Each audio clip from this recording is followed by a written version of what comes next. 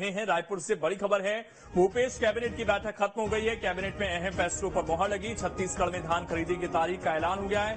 1 नवंबर से 31 जनवरी तक धान की खरीदी की जाएगी।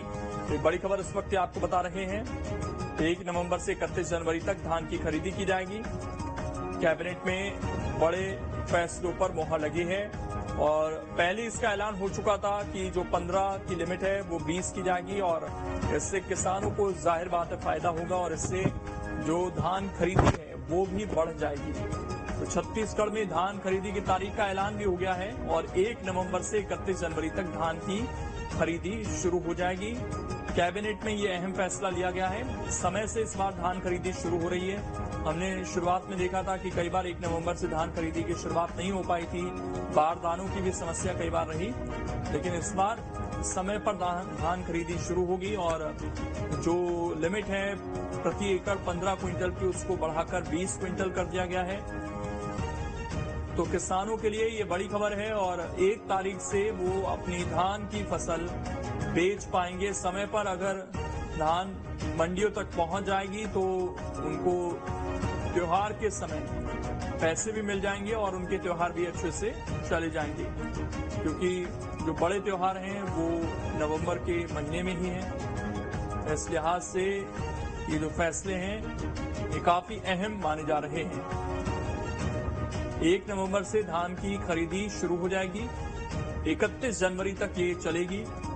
हालांकि इस बीच चुनाव भी हैं छत्तीसगढ़ के अंदर और व्यवस्थाएं सुचारू रूप से रहें, ये भी एक चुनौती रहेगी, क्योंकि इसी दरमियान छत्तीसगढ़ में चुनाव भी रहेंगे। नवंबर के महीने में ही हो सकता है चुनाव हो जाए और दिसंबर में रिजल्ट डिक्लेयर हो जाए। लेकिन किसानों के लिए फिलहाल तो बड़ी राहत है, क्योंकि जो 15 क्विंटल की एक लिमिट थी वो भी बढ़ा दी गई है। सरकार बोनस देती है, 2500 का रेट छत्तीसगढ़ में मिलता है। राजीव गांधी किसान न्याय योजना लेकर आई, जो एमएसपी पर केंद्र का रेट तय है, उसके बाद जो शेष राशि है वो राज्य सरकार अपनी तरफ से बोनस के रूप में प्रोवाइड कराती है किसानों को। 4 किश्तों में वो पैसा दिया जाता है। और हमारे सहयोगी अंकुश इस वक्त जुड़ गए हैं ज्यादा जानकारी के साथ। अंकुश, एक तो किसानों को लेकर बड़ा फैसला है और क्या कुछ फैसले लिए गए हैं, विस्तार से बताइए।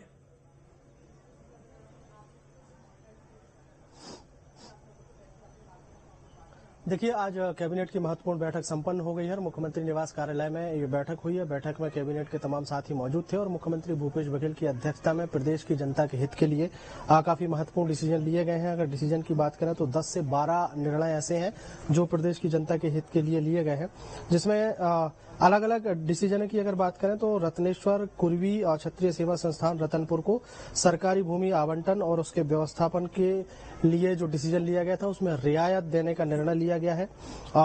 इसके अलावा अगर गौड़ समाज जिला सरगुजा को शासकीय भूमि आवंटन में रियायत देने की निर्णय लिया गया है। रजवाड़ समाज सूरजपुर को शासकीय भूमि दी जाएगी। दिल्लीवार कुर्मी क्षत्रिय समाज राजनांदगांव द्वारा सामाजिक भवन के निर्माण हेतु जो जमीन मांगी गई थी उसको जमीन देने की अनुमति जो है वो कैबिनेट की तरफ से दे दी गई है। इसके अलावा साहू संघ छुरिया और जिला राजनांदगांव को सामाजिक भवन निर्माण के लिए भूमि आवंटित कराने का निर्णय जो है वो भी हो गया है। हरदी साहू समाज और रायपुर साहू समाज दुर्ग के शासकीय भूमि आवंटन का निर्णय लिया गया है। इसके अलावा राजस्व पुस्तक परिपत्र खंड 6 क्रमांक 4 में संशोधन के प्रारूप को अनुमति जो है वो दे दी गई है, जिसके बाद से स्पष्ट रूप से प्रदेश के किसानों को सीधा लाभ इससे मिलता हुआ नजर आएगा। अलग अलग जाति वर्ग के लोगों को, अलग अलग सामाजिक संगठनों को कहीं न कहीं साधने की कोशिश जो है इस कैबिनेट के डिसीजन के माध्यम से की गई है और प्रदेश के अलग अलग वर्गों को, अलग अलग जगहों को अलग अलग सौगात देने की काम जो है वो कैबिनेट के माध्यम से हुआ है। अंकुश, सप्रे मैदान में हम देख रहे थे कि एक बड़ा आंदोलन चल रहा है और उनकी मांग थी कि जो संशोधन हुआ है उसको शून्य घोषित किया जाए। क्या उनकी मांग को भी ध्यान में रखा गया इस कैबिनेट की बैठक में?